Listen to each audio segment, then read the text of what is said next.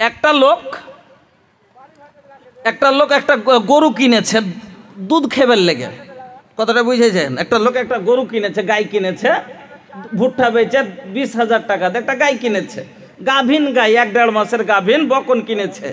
আর এবার খালি গরু কিনলেই তো দুধ পাওয়া যাবে না, কি করতে হবে? গরু কেনার পরে বাঁধার জন্য একটা দড়ি লাগবে। কথা বুঝে যায়েন? তারপরে তাকে পানি পান করাবার লেগে একটা বালতি লাগবে, একটা সানি খাবার লেগে 9 লাগবে, তার খাবার লেগে কাঁড়ি ভুসা লাগবে। আপনাকে বলি, লোকটা গরু কিনলো 20,000 টাকা দিয়ে, 150 টাকায় একটা পাঘা কিনলো, 300 টাকায় একটা বালতি কিনলো, 700 টাকা দিয়ে একটা 9 বাঁধালো। এবার লোকটা গরুটা এনে বাড়িতে বেঁধে দিল। বাঁধার পরে দিনের বেলাতে ঘাসকে যায়, রোদে কাজ করে আসার পরে রোদে ঘাস লিয়ে আসে। এবার যদি বৃষ্টি পড়ে না জেলে গরুটা খাবে কি, তার জন্য আবার ঘাসকে যায়।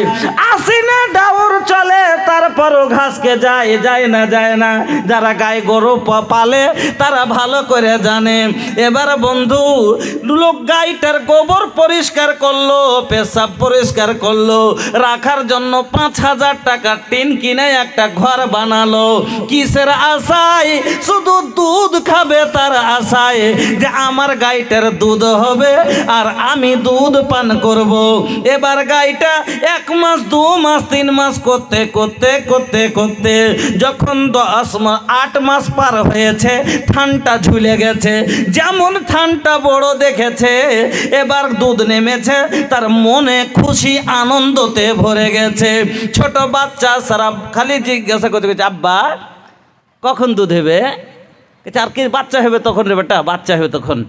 চলেছে ঘুরে ফের কয়েকদিন এই করতে আর একদিন সকালবেলা এবার গাইটার বাচ্চা হলো।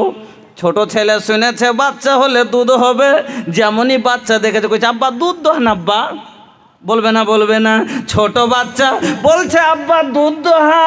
এবার দুধ দহন করবে। বলছে, বেটা 8 দিন বেটা এখনি খাওয়া যাবে না বেটা, কাঁচা দুধ 10 দিন রুক। এবার 10 আরো খাবার বাড়িয়ে দিলে। দুধের আশায় কালজিরা আনলো, মুসুরির ডাল আনলো, গম কিনলো, ঘাঁটি বাড়িয়ে দিলে। ঘাসের ভুসার সাথে প্রোটিনের খাবার বাড়িয়ে দিল। আর দিয়ে এতগুলো খাবার দিয়েছে। 10 দিন পরে আর একদিন বেটিকে বলছে, সখিনা গে একটু ভালো করে বালতিটাকে ছাই দিয়ে মেজে লিয়াই বেটা। বালতি মেজে লিয়ে এসছে। এবার বালতিটা 2 পায়ের ভিতরে ধরেছে, আর ধরে গরুটার যেমনি বাঁটে হাত দিয়েছে, দুধ যেমনই হাত দেওয়া করে ঝাড়া লাফ, যেমনই বাঁটে হাত দেওয়া ঝাড়া লাফ, 1 লাফ দিয়েছে, তাকে চিৎ করে ফেলে দিয়েছে। আচ্ছা বলেন তো, যদি গরুটাকে যেমনই দুধ দিতে যান বাঁটে হাত দিয়েছে, ফের কইছে লয়া জিনিস একটু থাবড়াই, জ্বালিস না থাম। কত আশা করে তোকে প্রশ্ন, তোর কোন জিনিসে কমি করেছি। আর তারপরে ফের যাচ্ছে যেমনই হাত ধরতে 2 টাং ছেড়ে করে কুইতে উঠে 1 লাফ। এবার বলেন, 1 দিন বললো, 2 দিন দেখলো, 3 দিন দেখছে, এর আদতই হলো এটাই। এবার রাগের মাথায় ডোলটা তুলে পিঠের ওপরই 3 ডোল দিবে না 3 বালতি আবার মারার পরে কইছে, থাম, তোকে সামনে হাটেই তোকে হাট ধরাবো। আর তোর এই বাড়তে জায়গা নাই, এত আদর করে পুষে এটাই তুই আমাকে দান দিলি। বন্ধু আমার, তবে আপনাকে বলি কথাটা ভালো করে আমার বুঝবেন। লোকটা গাইতে কতদিন পুষেছিল? 1 মাস মাত্র, 1 বছর মাত্র। 8-10 মাস পুষাতে খাইয়েছিল কি না তো মাঠের পায়খানার ওপরের ঘাস, খাইয়েছিল কি না তো আপনার ভুঁইয়ের শুখা বাগড়ে, খাইয়েছিল কি না তো আপনার বাড়ির ওই পচা পানি, মার পানি। তাই এটুকু খাওয়াইলে যদি এত রাগ আপনার ভিতরে হয়, তাহলে আমার আল্লাহ যেই দিন মার পেটে এসেছিলেন সেই দিন থেকে খাওয়াতে শুরু করেছে। সেই দিন থেকে মার পেটে খেয়েছেন। এ দুনিয়ায় আসার পূর্বে যখন ছিলাম মায়ের গর্ভে, এ দুনিয়ায় আসার পূর্বে যখন ছিলাম মায়ের গর্ভে, সে অন্ধকারে তুমি খোদা করায়েছো পান। সবই তোমার দান হে আল্লাহ, সবই তোমার দান। চোখ দিয়েছো দেখার জন্য, চোখ দিয়েছো দেখার জন্য, শোনার জন্য কান। সবই তোমার দান হে আল্লাহ, সবই তোমার দান। গাছ দিয়েছো শোভার জন্য আর ছাদ করেছো আকাশ। চোখ দিয়েছো দেখার জন্য, শোনার জন্য কান। সবই তোমার দান হে আল্লাহ, সবই তোমার দান। আমার বন্ধুরা, এবার কথাটা ভালো করে বুঝবেন। বলেন তো কয়টা গরু এরকম করে? করে কি 100টাতেই একটা হতো করে, আপনার বা 10টা করে, 90টাই ভালো আছে। সকাল হলে 7টা বেজে যদি আর একটু দেরি হয়ে যায়, প্রত্যেক দিন 7টাতে দুধ দুইয়ে আদত করে দিয়েছে, এবার 7:30টা বাজলেই হাম্মা হাম্মা করতে লাগে। লাগে না? লাগে না। তবে একটা ঘাস খায় গরু যদি বুঝতে পারে যে মালিকের দুধ লেওয়ার টাইম হয়ে গেছে, একটা ঘাস খাওয়া গরু যদি ডাহিন বুঝতে পারে। আমি একদিন ওর বাপকে লাহারি দিতে গেছি। মা কইছে মাদারসন এসছে, কইছে লাহারি দিয়ে তোর বেটা যাতে যাতো ওই তোর আব্বা ওখানে হাল বাইছে পৈলের জলাতে, তো গেছি তো হাল বাই ওখানে দিতে। তো কইছে আব্বা লাহারি খেলো। তখন কইছে আচ্ছা আসছি, 2-3টা পাতি আছে ঘুরিয়ে দিই। তো আব্বাকে গরুকে দেখছি কি কইছে, ডাহিন ডাহিন ডাহিন। তো ডাহিন দিকে ঘুরছে, বাম বাম বাম, বাম দিকে ঘুরছে। এটা তো বুঝতে পারো যে ঠিক ডাহিন বাই, এটা ঠিক আছে। আর একবার কইছে আপারতালি হুম। আপারতালি হুম মানে আর মানে হলো পায়ের তলে রুকে যা, ওইখানে রুকে যা। যেমনই বললো গরু দুটা থমকে খাড়ে মুততে শুরু করে দিলে। একটা গরু হয়ে হুম বুঝে, একটা গরু হয়ে ডান বুঝে, আর একটা গরু হয়ে বাম বুঝে। কিন্তু মানুষ হয়ে নামাজ বুঝে না, মানুষ হয়ে রোজা বুঝে না, মানুষ হয়ে মসজিদ বুঝে না, মানুষ হয়ে হালাল বুঝে না, মানুষ হয়ে হারাম বুঝে না। এই জন্য আল্লাহ বললেন বাল্লুহুম আজাল, এরা হলো গরুর চাইতে খারাপ। বুঝলেন? একটা কুকুর ওয়াফাদারি করে, পুষে রেখেছে, রাতের বেলায় কেউ যদি ঢুকে তাও জায়গা ও ভাও ভাও করে। কিন্তু এই মুসলমান ফজরের আজান দিলে ই মুখ দিয়ে ডাকে না, ই লাগ দিয়ে ডাকে। এই জন্য আল্লাহ বললেন বালহুম আজাল, এরা কুকুর চাইতে খারাপ। একটা মুরগা বড় রাত হলে ফজর হলে বাঘ দেয়, দেয় না? দেয় না? দেয় না? দেয় না? বাঘ দেয়। কিন্তু এরা একটা মুরগি বাড়ির 3টা খুদি দানা খায়া সেও জাগতে পারে, এই বাসমতি খাওয়ার পরও জাগতে পারে না। এই জন্য আল্লাহ বললেন বালহুম আজাল, এরা মুরগির চাইতে খারাপ। আল্লাহু আকবার। না হলে এই ব্যবহার হয়তো মানুষের। আল্লাহর ঘরের জালসা হয়েছে, আল্লাহ পানিকে নিজের রহমতে রুকে রেখেছে, চারিদিকে পানি বর্ষিছে। আর এই মুসলমান কত বড় গাফলতি, আজ আল্লাহর জমিন থেকে ফসল তুলে নিয়ে ঘরে ভরে নিয়ে নিজকে ঘরে বন্ধ করে রেখেছ। আল্লাহর নিয়ামত পাওয়ার পরে যদি আল্লাহর নিয়ামতের কাদার না করেন, একবার বাহিরে চলেন, দেখে আসি। আল্লাহু আকবার। কত নিয়ামত। আমি একটা আয়াত পড়েছি, ওয়াইন তুআদ্দু নিয়ামাতাল্লাহি লা তুহসুহা। তোমরা আল্লাহর নিয়ামতকে গুণে যদি শেষ করতে চাও, গুনতে শেষ করতে পারবে না। সামান্য একটা পানি দেখেন, পানি ছাইলে পিলা মানুষ তোরা টাকা দিয়ে তোর বাপের ঠগে ওগুলো বলতে পারবো না, গার্জেন নিজে এসে দিবে। আরে একটু কথা বলি, আল্লাহ বলছেন আফারাআইতুমুল মা আল্লাযী তাশরাবুন, আফারাআইতুমুল মা, তোমরা পানির দিকে কি দেখো না? আল্লাযী তাশরাবুন, যেই পানিটা তোমরা পান করছো, তোমরা যে পানিটা পান করছো এই পানির দিকে কি তোমরা কোনোদিন চিন্তা ভাবনা করো না? এই পানিটা কত বড় আল্লাহর নিয়ামত। ও মুসলমান, 2 মাস যদি আল্লাহর পানি ওপর থেকে না বর্ষণ হয়, 4 মাস যদি না বর্ষণ হয়, যদি জমিনের ঘাস শুকিয়ে শেষ হয়ে যায়, বলেন তো গরু বাছুর খাবে কি? আর যদি খেতে না পাই আপনাকে খাওয়াবে কি? আমার বন্ধুরা, আপনার আজকে কত বড় নিয়ামত আল্লাহর পানিটা। আপনার আমার জমিনের 20 ফিট নিচেই পানি আছে, আছে না? না, এখানে কয় ফিট তলে পানি আছে? 20 ফিট নিচেই আছে। এই 20 ফিট নিচে পানি। আর সামান্য মানিহারির ওপারে চলে যান, পাকুড় এলাকায় যায়, আপনার হিরণপুর এলাকায় যায়, বারমাসিয়া বারহেট এলাকায়, ঝাড়খণ্ডে, বেশি দূরে যেতে হবে না। আপনি খালি একটু ঝাড়খণ্ডের ভিতরে চলেন, আপনাকে দেখিয়ে নিয়ে আসি। আজ আপনার পানিটা কাছে, এ কারণে একটা লোকের বাড়িতে 2 লাখ টাকার ভুট্টা বিক্রি করে টাকা এলো, 4 লাখ টাকাও এলো, কম করে না আসে থাকে তো 50,000 টাকাও বাড়িতে এসছে।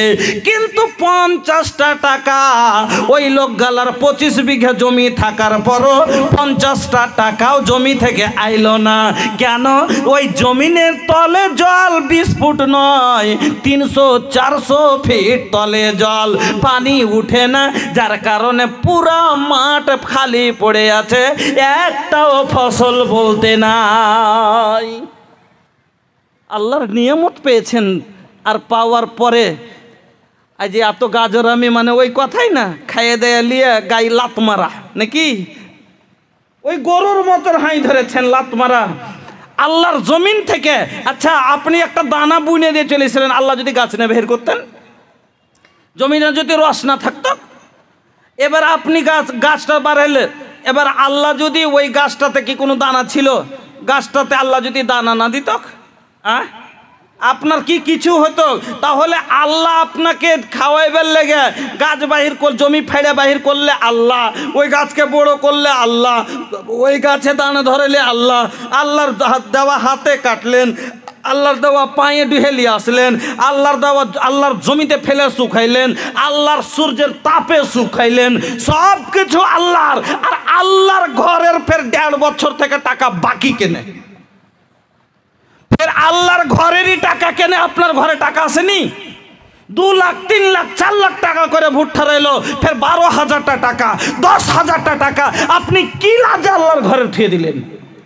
কি শরমে থুলেন? আপনি জবাব দিতে পারবেন? আপনি এই জবাব আপনি আল্লাহর কাছে দিতে পারবেন? আপনার ঘরে যে 3 লাখ টাকা আল্লাহর দেওয়াতে এলো, তো আপনি তো ওই কাজই করলেন যে গরু খাইয়ে দেয়, গরু মালিককে লাত মেরে দেওয়া, ওই রকমই তো আপনি আল্লাহর খাই আল্লাহকে চেট মেরে দিলেন। মুসলমান, একটা আমি ছিলাম তো ওইটা জালসা, তার আরেকটা জালসা করেছেন, হ্যাঁ, 1 ট্রলার করে ঢেরি গিট্টি বালু লেখা আছে। ওই লোকগুলাকে বলছি আপনারা সামনে এসেন, আল্লাহর ডর অন্তরে করেন, আল্লাহর আযাব দূরে নাই। আল্লাহ চাইলে এখনই আপনাকে নাশ করে দিতে পারবে। আল্লাহ চাইলে 1 মাস আগে আপনার ভুট্টার ওপরে হাওয়া চালিয়ে দিয়ে আপনার হওয়া ফসলকে নষ্ট করে দিতে পারতেন। আল্লাহ চাইলে আপনার ধানের ওপরে পাথরের আকাশে সেলা বৃষ্টি দিয়ে, পাথরে মেঘ দিয়ে আপনার জমির ধানকে আপনার ঝরিয়ে শেষ করে দিতে পারতেন। আল্লাহ আপনার সব হেফাজতের সাথে বাড়িতে তুলে দিয়েছে। আপনি আল্লাহর ডর অন্তরে করে আইছেন, আর আল্লাহর ঘর আপনার দিকে তাকাচ্ছে। বন্ধুরা আমার, ভাইজানেরা আমার, আমার মা বোনেরা, আপনার খাস করে ওই লোকগুলাকে আমি বলবো, এই গ্রামের रजाकार जो लोग हैं, ख़वातीन के पंडाल में चादर लेके जाएं। আরে খুশকিসমত আপনি গো, যে আপনি আল্লাহর ঘর নিজের হাতে তৈরি করতে পারছেন। জানেন, আল্লাহু আকবার, একটা লোকে 20 লাখ 30 লাখ 40 লাখ 50 লাখ টাকার ঘর বানিয়ে নিলেন একলাই, আর গোটাই এলাকার গোটাই গ্রামের মানুষ মিলে 12 লাখ টাকা লাগবে ছাদ ঢালতে। ওই 12 লাখ টাকা 3 বছরের জমা হয় না আপনার ঘরে? আল্লাহর কসম করে বলছি, এই মাস আজকে কয় তারিখ? 21 তারিখ। গত মাসের 16 তারিখে মুর্শিদাবাদ, সব রেকর্ড হচ্ছে, মুর্শিদাবাদ বাহাদুরপুরে একটা যুবতী মেয়ে, বিয়ে হয়নি, আমার হাতে মসজিদের দান দিলে 4.5 লাখ টাকা। চাকরি করে, বিয়ে করলে কাল পুরুষে খেবে আমার মাল। বিয়ের আগে আল্লাহর রাস্তায় একটা কোনো কাজ করে নেব। हाँ बोला तानी ए हो सुना करा ऐसन कौन काम हो, दुनिया से चले जाइबा तो जपी लोगवा नाम हो, आखिरत के जीवन तोहर सफल हो जाई, पैसा काम न आई। माल जमा करबो, नौकरी करबो, बेटा पुरुषे खेয়ে শেষ করবে। বিয়ের আগে যে কামাই করনু, এই ইয়াতে কম করে একটা আখেরাতে পুঁজি জমা করে জান্নাত যাওয়ার মতো একটা কোনো কাজ করেলি। আল্লাহু আকবার। 12 কাঠা জায়গা মসজিদের একটা লোকে দিলে, 12 কাঠাতে মসজিদ হয়েছে। আর জোহরের নমাজে দেখলাম, জোহরের নমাজে জুমা মসজিদের নিচে তালা ভর্তি হয়ে ওপর তালায় 3 সাফ জোহরের নামাজে। জি, জোহরের নামাজে এক নাম ছিল বিহারের, যে বিহারের ইমান ধর্ম আছে। আজ যদি দেখা যায় সব চাইতে নিচে দরজায় যদি আছে তো বিহার আছে। কেনে? এই মূর্খর কারণে। বাঙালির লোক না হলে মাধ্যমিক এত কম করে 8-9 পর্যন্ত পড়া আছে। এ লেগে মানুষ একটা কথা বলে যে শিক্ষিত যে আছে মূর্খ দোষ থেকে শিক্ষিত যে আছে দুশ্মন ভালো, কেন ওর বুঝার ক্ষমতা আছে। ওই যুবকের ওখানকার শিক্ষিত মানুষ মোবাইল থেকে শিখে আজ তারা তারাক্কি ইয়াফতা হয়েছে, আল্লাহকে চিনেছে, দিন চিনতে পেরেছে। আর এই বিহার মূর্খতার কারণে এই সবচাইতে পিছে দিকে নিচে দিকে যেতে আছে। 12 কাঠা জায়গা একটা লোকে দিয়ে ফের কইছে এই মসজিদ বানাতে যতটি বালু লাগবে সম্পূর্ণ আমি একলাই দেব। আল্লাহু আকবার। আর আজ 12,000 10,000 টাকা এক টলি, এক গিট্টি, এক টলি বালু লেখালছে 2 বছর আগে, 1 বছর আগে, এখন পর্যন্তই দিতে পারেনি। ভালো করে মনে রেখেন, আল্লাহ করেনি যে আপনি বেঁচে আছেন। যদি মরণ হয়ে যেত, খোদার কসম করে বলি, নবী বলেছেন যে তোমার লাশ ইয়াল্লাকু বাইনাস সামাই ওয়াল আরদ, তোমার রূহ জমিন আসমানের মধ্যখানে লটকে থাকবে। না জমিনে জায়গা হবে, না আসমানে তোমার জায়গা হবে। তোমার জমিন আসমানের মধ্যে ফাঁসি লটকে থাকবে। নবী বললেন 3 প্রকারের কাজ যত তাড়াতাড়ি হয় তুমি সেরে ফেলো। তার মধ্যে 1 নাম্বার হলো, যদি করজ থাকে তার করজ আদায় করো। নবীর আগা দিকে জানাজা আসছে, নবী বললেন হালালাইহে দেন, এর উপরে কি কোনো করজ আছে? বলে হ্যাঁ হুজুর আছে। নবী বললেন আমি জানাজা পড়বো না, তোমরা পড়িয়ে দাও। না আরেক জানাজা আসছে, নবী বলছেন এর উপরে কি কোনো করজ আছে? বললেন না হুজুর, করজ মুক্ত। নবী দাঁড়িয়ে গেলেন, জানাজার নামাজ পড়ালেন। আমার বন্ধুরা, শিক্ষা কি পেলেন? এই অবস্থাতে যদি আপনার মরণ হয়ে যায়, আপনি লটকে থাকবেন। কত বড় আপনার উপরে যে আছে কত খারাপ মনে করতেন কাজটাকে। দেখেন, এই জন্য নামাজেও নবী দোয়া পড়তেন কি মিনাল মাসামে ওয়াল মাগরাম। আপনি আমি পড়ি যে আল্লাহ তুমি করজের বোঝ থেকে আমাকে মুক্তি করো। বন্ধুরা আমার, এই জন্য গ্রামের প্রত্যেকটা মানুষ, নওজওয়ান বুজরুগ সবাইকে আমি বলবো, সময়ের হালাত ভালো নেই, এই জন্য আমি ওয়াজ করব না। 2-4টা কথা খালি বুঝাবার জন্য কথা বসেছিলাম আপনাকে। আর যাতে আগামী মোকা পাই ইনশাল্লাহ বয়ান রাখবো। আপনারা আসেন আর নিজের আপনি এই বছরের পারলে দিয়েন, না পারলে সবই রেখেলেন আপনি। কেন?